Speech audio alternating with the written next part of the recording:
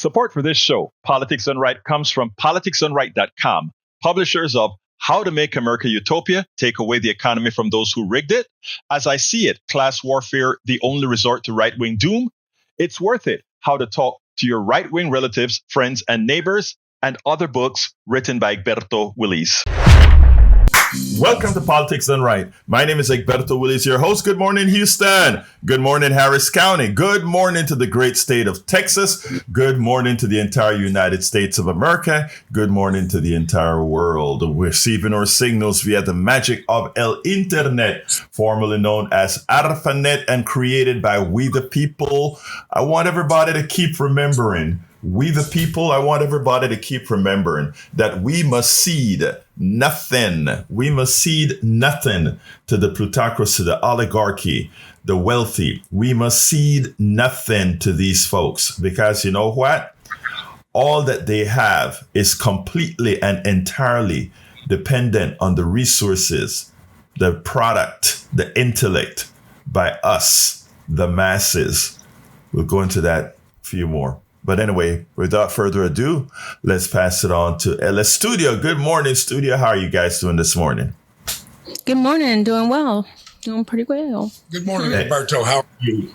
I am doing fine, sir. Well, you know how it goes. It's a new day. It's a new week. And we got to start with bringing our folks up to speed. All right. I wrote a piece this weekend on how the money that America gives to other countries, economic development, and how it drives the immigration crisis. Go for it. Here goes. You know, the money America gives to other countries for economic development. Well, there's a dirty backstory of economic entrapment, austerity, the corporate extraction of resources, diplomatic treachery that deprives the people in other countries of a just economic future, driving immigration and demonization of people searching for a brighter future in America. My information comes from what I learned from John Perkins' books, Confession of an Economic Hitman. First, I'm going to start with the motivation. The motivation is corporate greed. It starts with planning. A corporate entity covets a resource in another country. They hire an engineering company to design the ports, the roads, the power plants, to extract the resources. The engineers are persuaded to inflate the figures and exaggerate the benefit to the country's economy. The next step is financing. Financing is arranged, loan packages and contracts are drawn up designed to fail and cripple the country with crushing debt. Turn the page. Next, the diplomats are sent to the targeted country to sell the con. Usually a newly democratically elected leader that wants to help his people. He is assured that his country will experience economic prosperity, so he signs on the dotted line. Now the country is bonded and bound to the contract by law. The construction part of the contract stipulates that American engineering and contractors do the work. They might hire the locals for labor, but this ensures that the loan money returns to America in the pockets of the corporate contractors. The construction starts, the roads, ports, and power plants are built, the resource extraction begins. By the time the country figures out the crushing debt they are under, it's too late. Next, a sweetheart deal is made for the original corporation that wants the resources.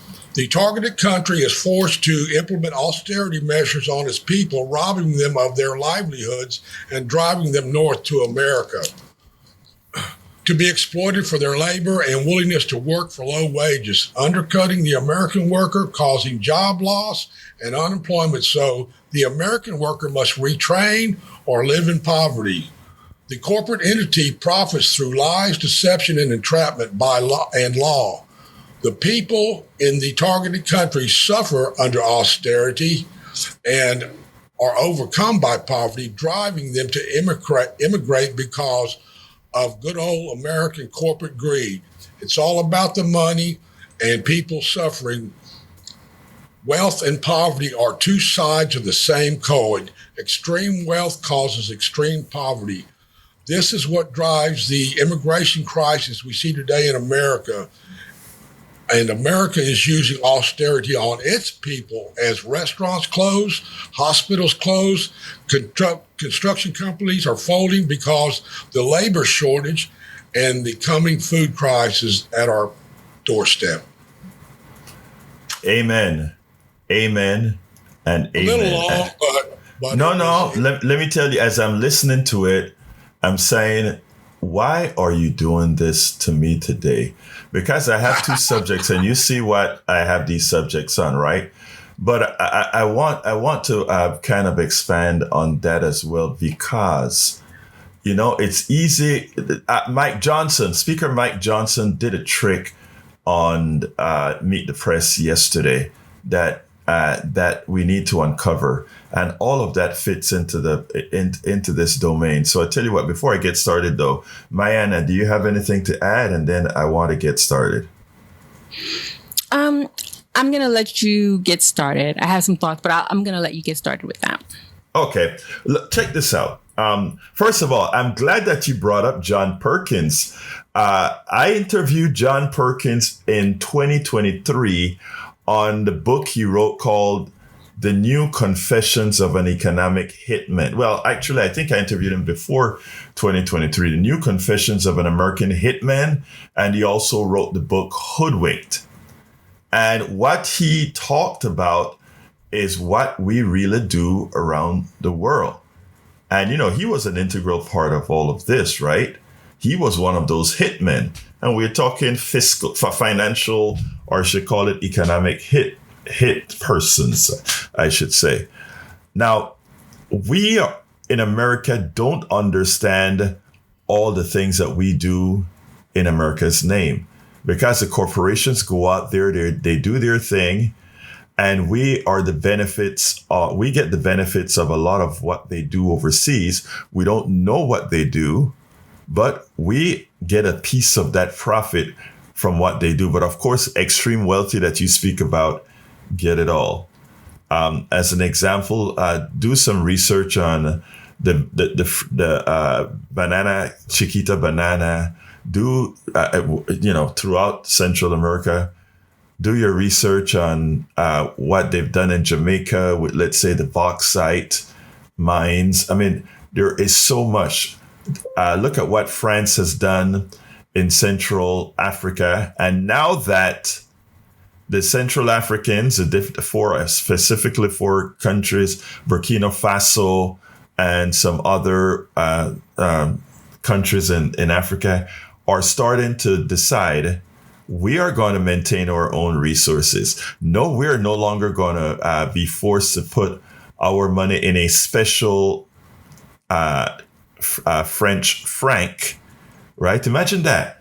These African countries weren't even allowed to have their own currency or be penalized. So there was a special franc created for them.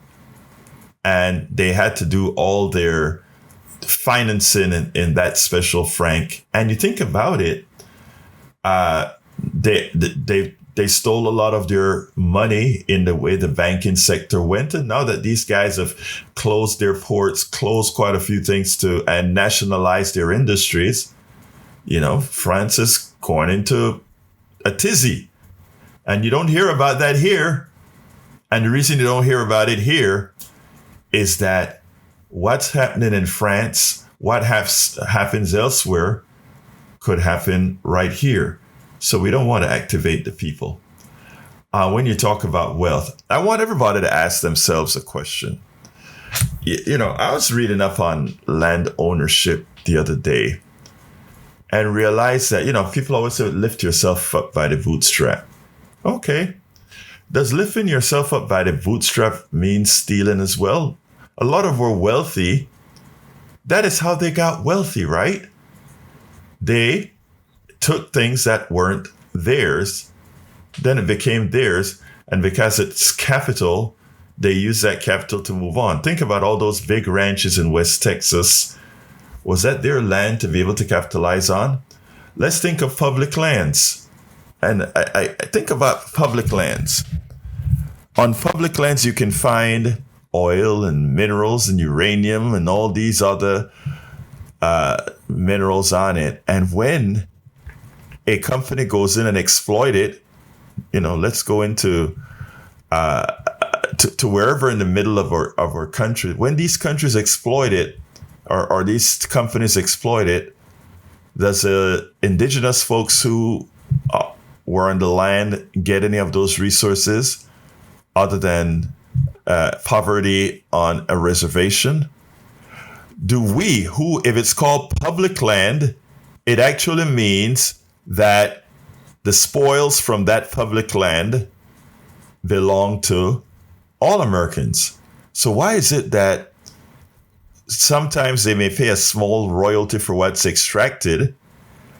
They get a tax break for something called a depletion allowance. Imagine you extract oil or you extract carbon or whatever it is. You extract these things from the ground. You didn't put it there.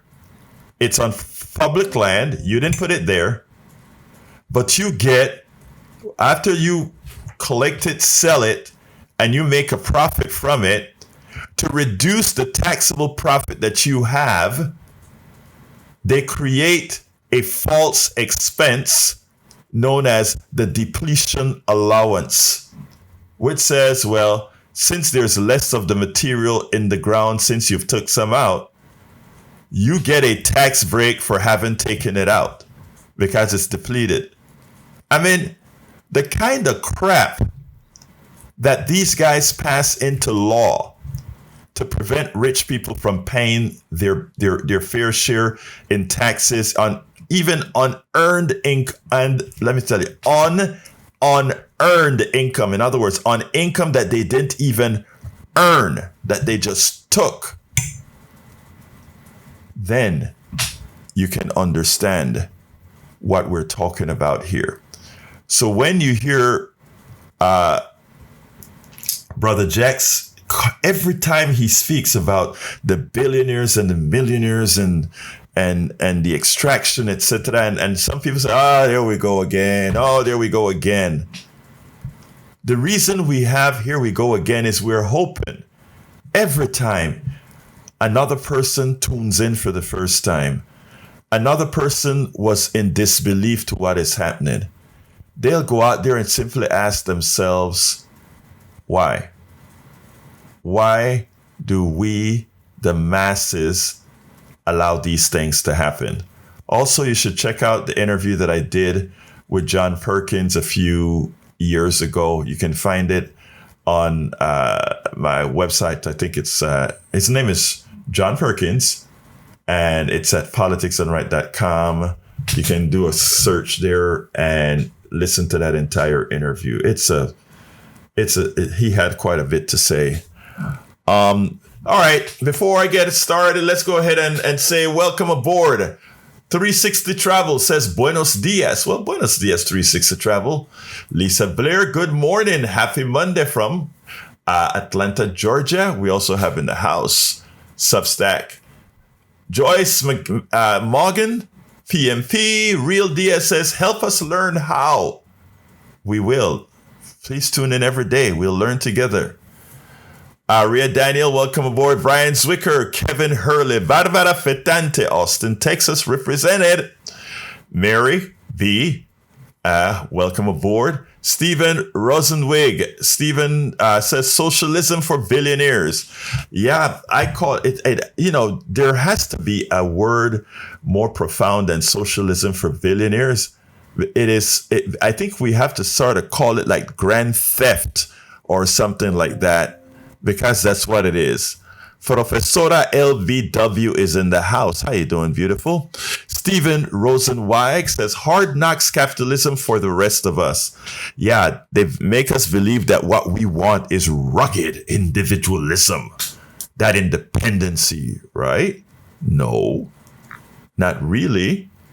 Harbinger, welcome aboard. LBW says, running late, but I'm here anyway. The full moon is guiding me to work. I didn't even know we had a full moon. That's how locked up I am in in this studio, man. Glenn Ryan says, thank goodness the Dems will change all of this with a wealth tax. Oh, sorry, I forgot. They too are a tool of the owners of our society. Vote for a party that will actually tax wealth. Vote for a person that will win and will do just that. Glenn, you know I'm with you, but get rid of the walls in your tunnel. We don't want a hate for any party. I don't hate Republican Party. I hate what they do. I don't hate the Democratic Party. I hate what some of them do, particularly the neoliberals. I don't hate the Green Party. I hate what some of them represent. And I'm going to say something that a lot of folks won't necessarily like. But the same problems within the Democratic Party can be found within the Green Party. I have friends in the Green Party that talk about a huge prejudice within the Green Party, as well as the Republican Party, as well as the Democratic Party. I mean, you know why? And that is because all parties are comprised of a thing called human beings. And if you think that all the flaws of the human beings are not a part of every single party, then you're missing the point. And that is why I give grace to even my MAGA brothers, because yes, you have the bad MAGA brothers and sisters, and you have the good MAGA brothers and sisters, and that applies to every ideology there is. Ideology is just that, an ideology that somebody convinced you of. And the idea is to come into a place where we can all get together and find what truth really is. Gayla Kunis, welcome aboard from Evans, Georgia. The word is graft, and you're correct, Mr. Glenn Ryan. Margaret Ryan, thank you for being here. Let's see what else we got here. Okay. I want to get started with, I'll be able to play this by Pramila Jayapal. It's just 1 minute long. I want to play this because I think she nails it. Let me see if I can get it played or not. Oh, where is it? Come on, Pramila. I thought I had you down, but for some reason, let's see if I can get it going. It played earlier. I actually tested it, people. Okay, I guess I'll do it again. All right, for some reason, I am not able to play Pramila, but I think I know why. Let's see if this will work here. Maybe this will able to play Pramila, but I think I know why.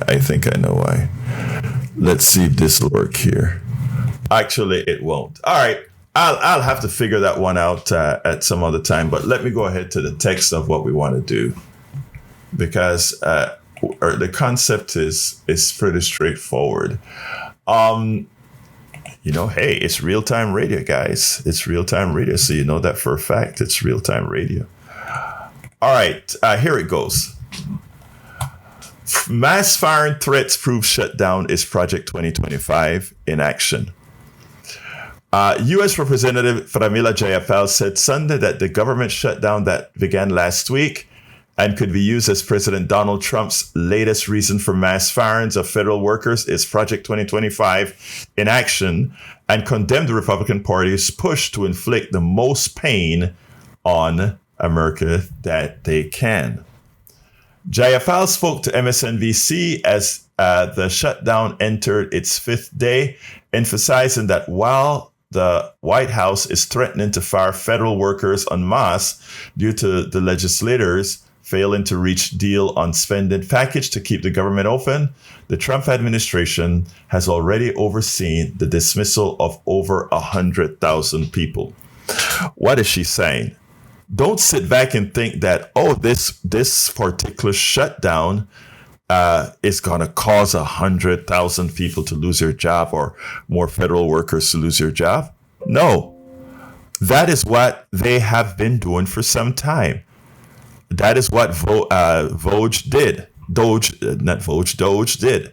That is what they are intent on doing, shrinking the government. As one of their gods says, they want to shrink the government so tightly that it can actually be drowned in a tub. That's the case. They have actually already fired over 150,000 federal workers, said JFL. They've already slashed agencies across the board, and Office of Management and Budget Director Russ Vought does want to use the shutdown to inflict more pain on the American people instead of addressing the healthcare crisis that we have, both from the big bad betrayal bill and from the upcoming crisis we have around the Affordable Care Act. Look, what Democrats are doing right now is a last stance. And I hope the American people, as they are right now, continue to support this. I know the pain that our federal employees will have or are having or will have because they haven't lost that pay, They haven't been denied that pay yet. Of course, it's coming in a few days, next couple of weeks. But they will get that money back. The people that will suffer the most are the places where those people would have otherwise spent that money, the restaurants, etc., that the government workers that are furloughed would have spent their money. So we have to think about how do we help those businesses that will be lacking that money. But it is essential that the shutdown is held. It is essential. And let me tell you why and what they're not telling you.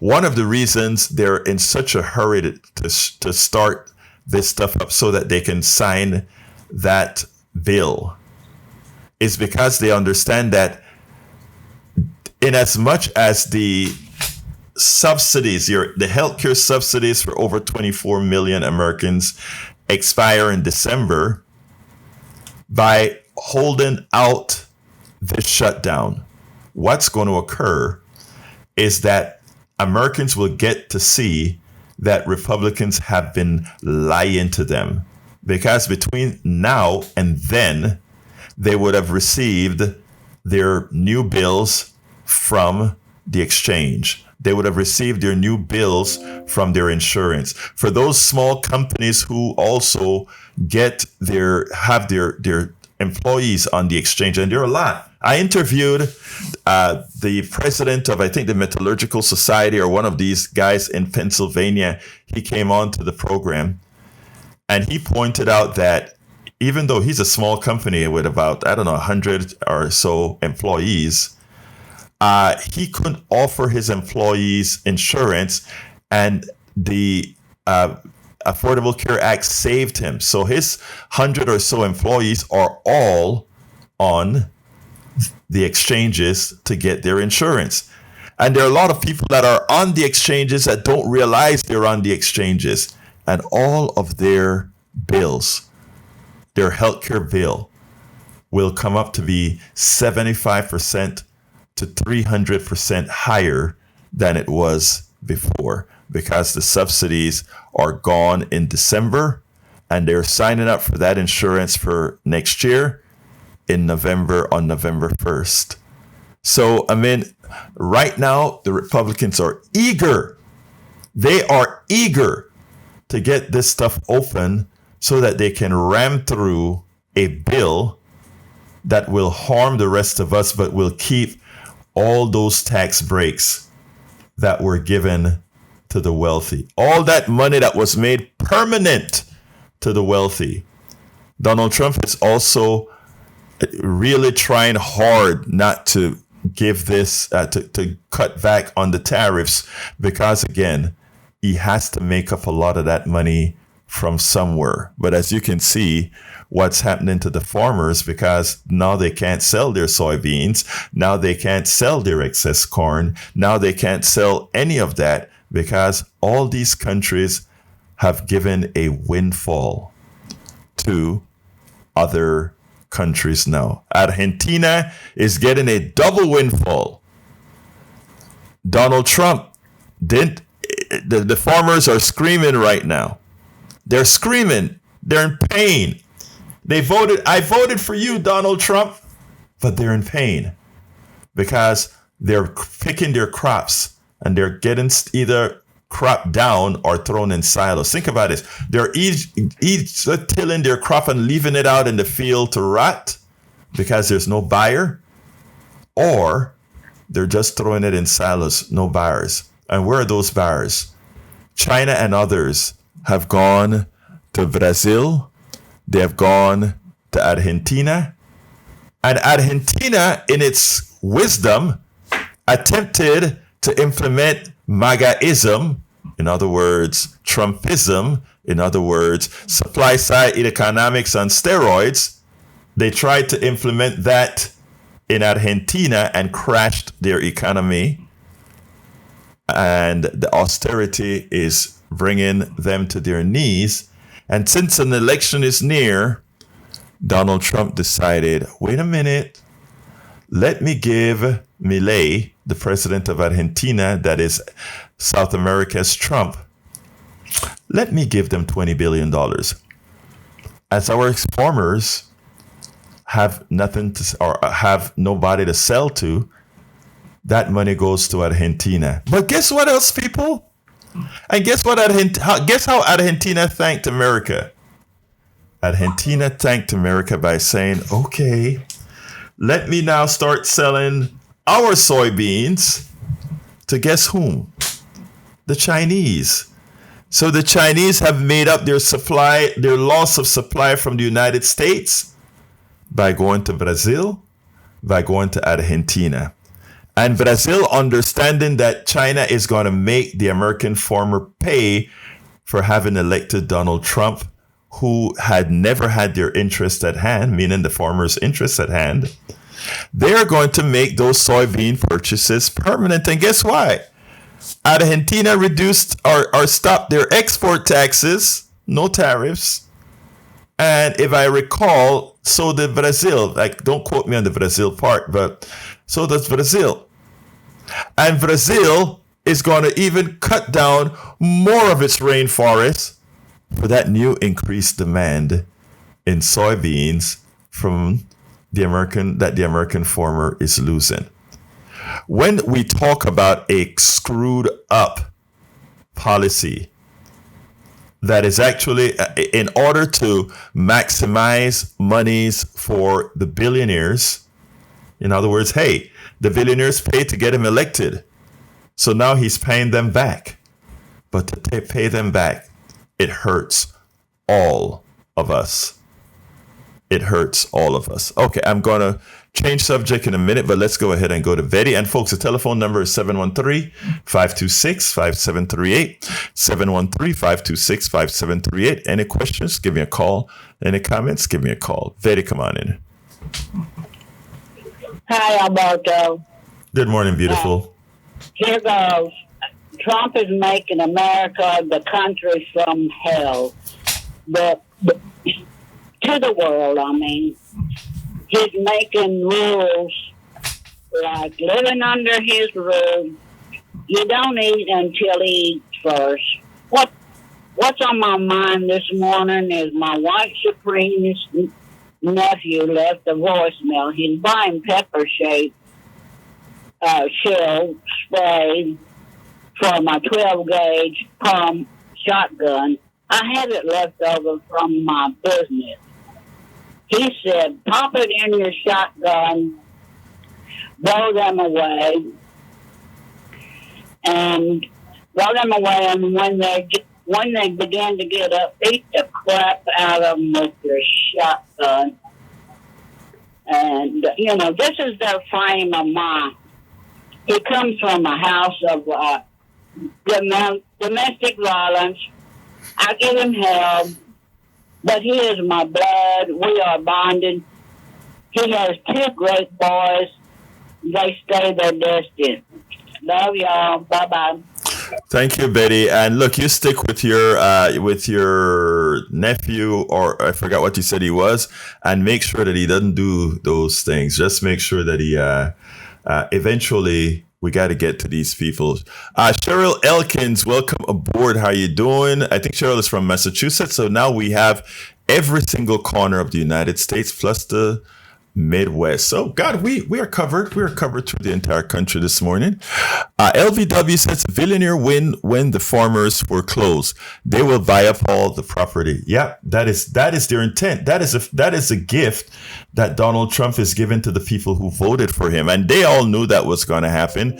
That's why Argentina got that $20 billion before any subsidies for the farmers were even voted on. Think about that. Argentina got that $20 billion in no time. The farmers? Nah, the farmers they have to wait. And in waiting, by then some would have already turned over. Remember what the bankers told a lot of these? A farmer came on to MSNBC and said that all these bankers, because remember, all these farmers get loans to plant their land and get it all cosechar, to crop it up and everything. They get loans, and then at the end of the what is it, cosechar? What is the word? When you pick the fruit at the end of the harvest. Then they pay back the bank, and whatever is left is their profit. And those numbers are going down. Even as we are paying a lot more money for our food, the farmers are making less. What gives? And farmers, you constantly vote against your interests, farmers. You're going to lose your health care. You're losing your sales, and you still have faith in your ideology. I have a friend. Well, I won't go there. Johnny, come on in. Well, Johnny will be in a little bit, but telephone number 713-526-5738. Johnny, line 1. Let's see if we can get that working or not. Maybe we will, maybe we won't, but we'll try. As one of our callers said recently, we're going to get you guys some new phones. Come on in, Johnny. Okay, I hear you loud and clear. And I hear a little bit of my echo, but that's okay. I'm used to it. So, I love Magic Jack. He said this morning, I don't know if words, but he was quoting someone else, and now I can't remember what it was he said that I like so much.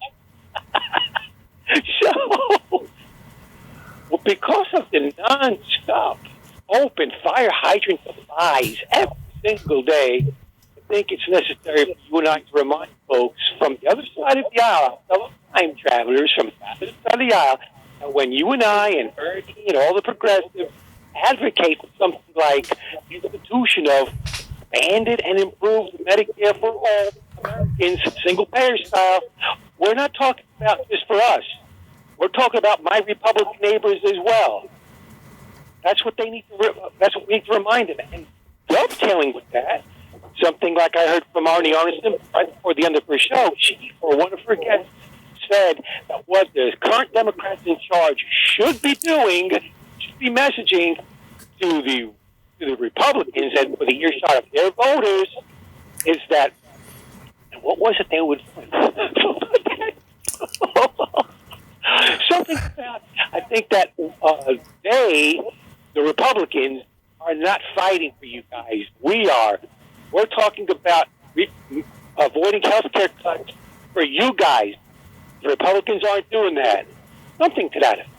Yeah, well, let me just say, I spoke to Arnie on Thursday, and we're gonna put a couple of stuff on together. Great show, the Arnie's show. Now, let me just say this, okay? You have a full industry dedicated, that these guys trust, that the farmers trust, that our right-wing brothers and sisters trust, that tries to tell them that you have horns, Johnny. I don't know if you looked in the mirror lately, but you have horns and you want to get them. You want to change who they are. That's what you're doing to those people on the right. That's what you're doing to MAGA. They are fed that 24/7. 24/7. So just talking to them isn't going to help much. And what you have to do is you have to somehow earn these folks' trust so that they start actually listening to you, because right now they're not even listening. What you say, a lot of them right now, what you say is white noise. But you know what starts to make them listen? You know why 61% of MAGA now support the Affordable Care Act and the subsidies? Because that pain or potential pain affects them personally. So it doesn't require empathy at that point. It's affecting them personally. That opens the door. What I've been telling everybody is, and I've told you this too, is now is the time for us to give people a place to land. And if we squander this, like let's say Hakeem Jeffries and I know people get into a tizzy when I hit up Hakeem Jeffries and the Chuck Schumer. They have to do a mandami right now in the way they address these issues, and they simply are not doing it. Now is the time for the people, Americans that are getting harmed. And the people that are getting harmed the most are not you, Johnny, here in Houston. You're on Social Security and you live pretty darn close to the medical center. It's the people in Timbuktu, Texas. It's the people in Crazy Place somewhere else. It's a person in small town Kansas. Those are the people that are getting harmed. But guess what? They're not hearing they're not listening to Politics Done Right. They're listening to Fox News. So what they believe is that Johnny, that guy that when you look in the mirror, you see those horns coming out of your head. That is who Fox News tell them they're seeing. So the idea is, how do you break into their domain? And all of us are going to have to make that effort to go there. I know some people are tired and they won't. And to which I tell you, rest. But those of us who have the ability to do so, we must. Johnny, anything else real quick before I move on? Yeah, be there with donuts, coffee, and point up to the poster board on the freeway with our message. I'm hearing the prices are coming down on advertising on freeway signs. Yeah. Thank you, brother. You have a wonderful rest of your day. Welcome aboard, E. Migoya says, Buenos dias, love your show. Thank you, E. Migoya. And Migoya says, I'm from Burke, Virginia. Hey, you guys have an important election in Virginia in November. You all can take full control of all three well, it's a three. I think Virginia have the House of Delegates. You also have the your governor is up for re-election. You guys can take it all, because you are feeling the pain. And a lot of Virginians, especially Northern Virginians who kind of border DC, all of this is affecting you big time. And for rural Virginia, you are getting your hospitals closed. 3 of your hospitals have already closed. I haven't been following the ads in Virginia, but I hope that centered on those ads are the closures of those hospitals. And guess what? It's just the beginning. Come on, John from Minneapolis. Yeah, I just wanted to say that I thought that the budget that they propose is going to go into effect so that it's going, the Medicare, the money that's taken out of the system isn't going to be until after the 2026 election. Maybe I got that wrong. No, let me explain. It's not that you got that wrong. No, you didn't get that wrong, John. Let me just say this, and it's important that I break in and say this. There are a lot of these provisions in the big, beautiful bill, aka the big, ugly attack on the American people. There's a whole lot of provisions that don't take effect till after the election 26. And let's go a bit deeper. And a lot of Trump's policies, like no tax on tips and no tax on overtime, those things that helps some in the middle class, those expire at the end of Trump's term. So all those things are not permanent, and they either go into effect after 26 or they come out of effect when Trump leaves. But it's deeper than that. A company does not wait until something happens to change their policy. Companies have to survive, and things don't change on a dime. The 3 hospitals that closed in Virginia are a direct result of what occurred because of the Big Beautiful Bill. They had to make plans knowing that the Big Beautiful Bill is coming into effect. So they plan ahead, and planning ahead means closing these hospitals for them to stay fiscally viable after the bill takes effect at the end of 2026. So you're correct.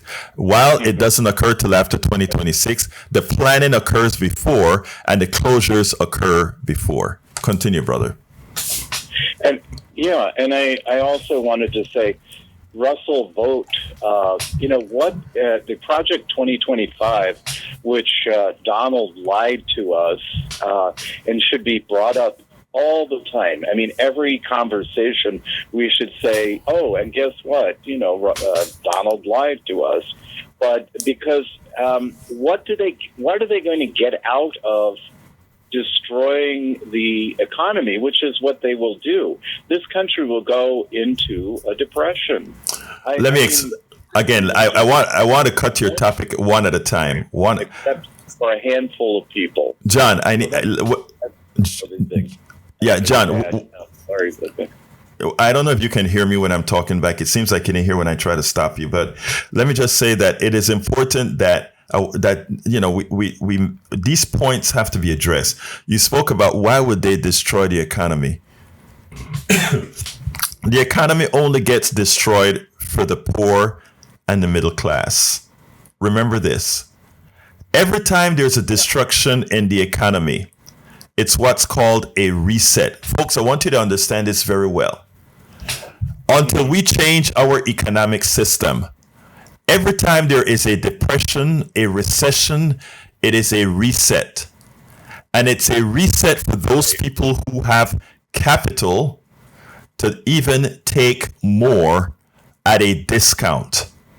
So the farmers suffer.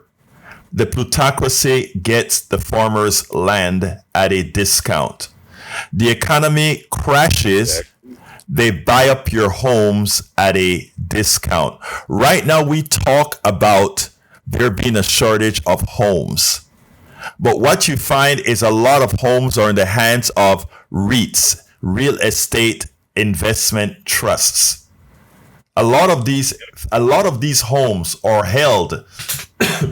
And as they're held, when the prices then go up, then these guys make these big profit. It is a revolving door and a way to extract your money. And the problem is when you're watching the mainstream news, my brothers and sisters, they're not explaining this to you. So you listen to what Speaker Johnson say and you believe that junk. They don't mind crashing the economy. Go ahead, John. Right. Yeah. Well, I mean, this has happened before in history, and it never goes well. I mean, we just about had a revolution in this country, either a fascist or a socialist or communist revolution in this country, and FDR, solved this issue well over 80 years ago now.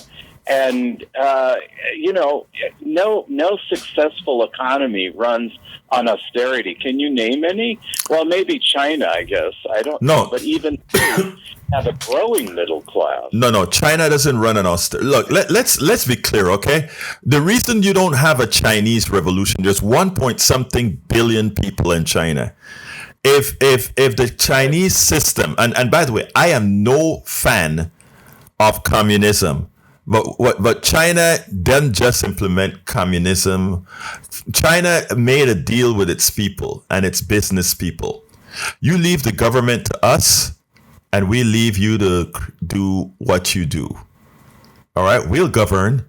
Every now and then when we come short, we'll come and take from you. But the pact is we go out there around the world and we build, and we build, and we build relationships. There are a lot of Americans, when they move to China, they are in shock. They stay out of politics and they live their lives. And they have great health care. They have great the amount they pay for mortgages, etc. is fixed. I mean, they're just fine with it. They stay out of politics, but they're fine with it. But again, it's not a dual thing. In America, we give the semblance of democracy as the plutocracy takes it all. They keep a certain percentage of the population sufficiently fed and happy to make sure that the rest of the population, the 60-something% that live paycheck to paycheck, to make sure that those people don't revolt because they're constantly in war among each other. So they create all these wars. That's going to it's going to change.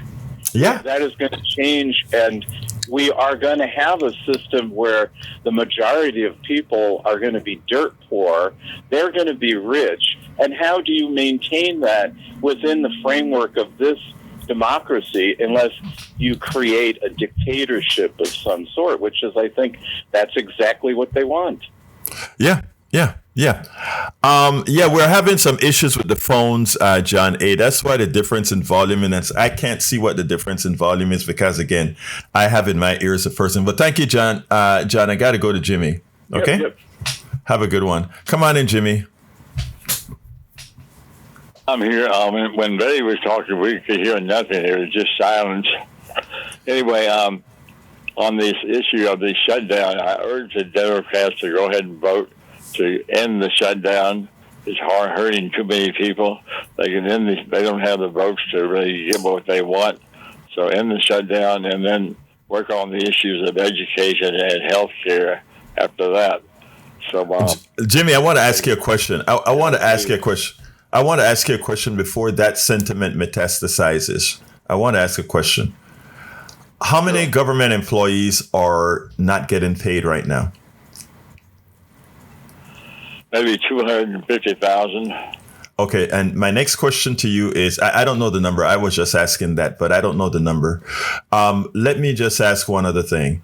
Are they losing that money, or are they going to be paid that money afterwards when the government opened back up? They always pay all the great. Yeah, so they would. Employees, they always pay them all their back pay. Right, so they'll get back. They'll get their back. But they give them all their back pay. They always do that. Okay, so let's stop right there. They're going to get their back pay. Now, if we don't force Republicans to do something about subsidies on healthcare, how many people are either going to have to pay 75% more for their health insurance or go without? How many? I don't know, but an awful lot of them will. Yeah, I guess almost everybody that has the Obamacare. Yeah, I can tell you the amount. 20. It's 24 million. It's 20. Jimmy. Jimmy, let me hold you a second. I'm trying to show you what they're doing to us by saying, hey, it's not going to work anyway, so stop the shutdown. You're hurting a lot of people. So here's this. People are being hurt by the shutdown, and people will be hurt if the shutdown is over without something being done about subsidies.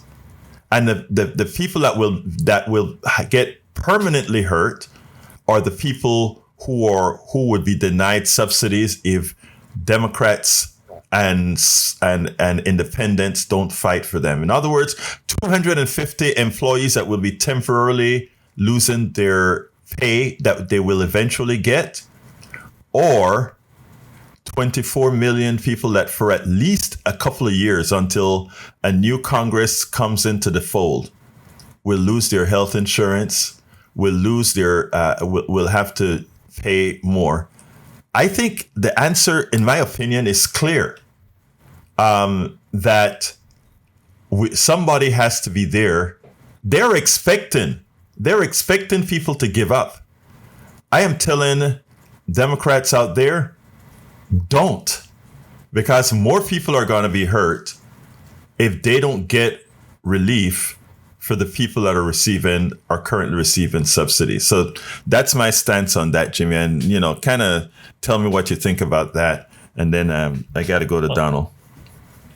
I just think that in the shutdown and then work on those important issues. I think the Congress will go along with the majority of people. I have one more quick question for you, Egberto. I'm going to be in Georgia this week, and I'll have my iPhone. How can I listen to your program? What should I do? All right. What I'm going to do, Jimmy, is could you do me a favor, Jimmy? Drop me a line, and you have my email. And what I'll do is I'll send you links and all that good stuff of what to do. Good deal. Thank you, Egberto. Thank you, brother. All right. Let's go to Brother Donald. Donald will be coming in right now. Hey. Talk to me, Donald. Good morning, Egberto. Great. Talk to me, sir. Okay. Egberto's fables. You and Jack need to get together and start coming up with them and writing with them. I like that. Are you going to be our a producer? Well, the first one is going to be not the grasshopper and the ant, but the locust and the ant. Oh boy, you're dangerous. And I think you know that you're a dangerous man. And China is just taking our playbook and going and doing exactly what we do, but it's right in your face. If you control the port, then you control the food, imports, and exports. But they've got us beat. But so we're going to figure out how to correct that problem. Donald, but have you noticed something? Do you notice that in China's Belt and Roads policy, not one bomb was dropped, not one government was overthrown? Have you noticed that? Well, they just haven't got to the fine print in the contract. It will be coming soon. Well, people keep saying that, but guess what they do? I mean, it's a different philosophy altogether. It's not, because of how we grew up, we are Westerners. We grew up in the Western world, right? It seems like remember, let's look at colonization from its inception, right?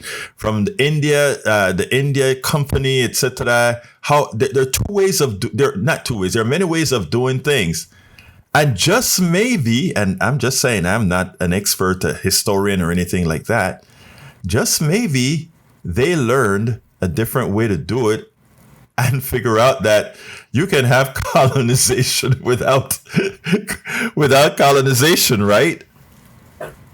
Okay, ask India how they like China or what they think about them. I don't know. You don't only have to ask India; you just have to ask many of the countries in Africa, right? It is a double-edged sword, but one of the double edge comes without bombs and killing. Think about it. Think about it.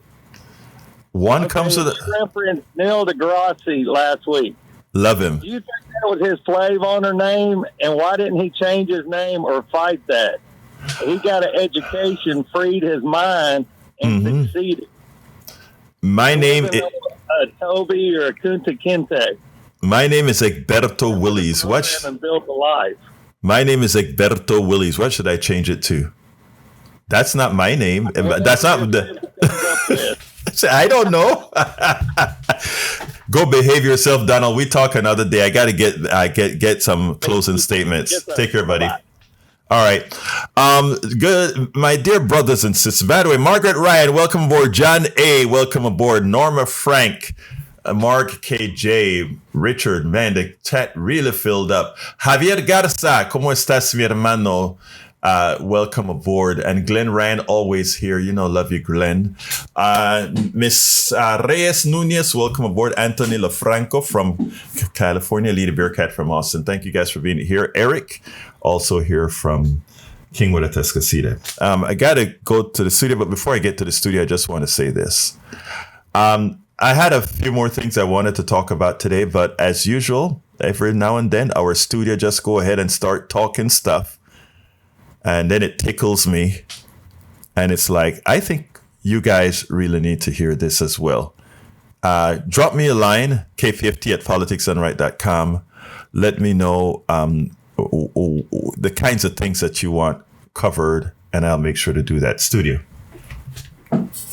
Yeah, actually, I was thinking about that as well. Like, I want to know more about what's going to happen in this election that's coming up in Houston, and like what we are, like what's going on with the different things we're voting for and what they exactly stand for. You know, I also see like the District 18 election, you know, and a constitutional amendment. I just want to understand a little bit more about that. I'm going to start going through it, but it'd be nice to have that discussed as well. Yeah, there's a Substacker, that swing left. I got to look her up. She covers that in detail. I'm going to start pulling some of her stuff up, and maybe if she'll come on, I'll also bring her on. All right, cool. Jack. Oh, Jack is good. He's just working on some things, you know, back here. Okay, good. Maybe sometime this week we're going to get those phones working like they used to be. It's hard. I understand. Anyway, folks, it's a lot of work, especially when you don't have the newest and the best equipment. Anyway, folks, look, we come here every morning. We try to make sure and bring you some fresh material all of the times, twice a day, actually. And we do, you know where our heart is, and you know what we're striving for. And we will continue to do this day in and day out. Personally, that's the dedication that I made of my life, that we were not going to accept what's given to us by those who didn't earn it as they attempt to control us. So my entire purpose in life going forward till I drop dead is going to make sure that I do the best that I can as one person, as one person on a team, on many teams actually, to make a difference. And every single one of you can also make a difference in some form or fashion. Listening, engaging, sharing, and not just allowing ourselves to succumb to what these people are trying to do. We can win this thing. Anyway, look, guys, love you all. My name is Egberto Willies. This is Politics Done Right. And you guys know how I end this baby. I am what? Out. Support for this show, Politics Done Right, comes from politicsdoneright.com, publishers of How to Make America Utopia, Take Away the Economy from Those Who Rigged It. As I See It, Class Warfare, The Only Resort to Right-Wing Doom. It's Worth It, How to Talk to Your Right-Wing Relatives, Friends, and Neighbors, and other books written by Egberto Willies.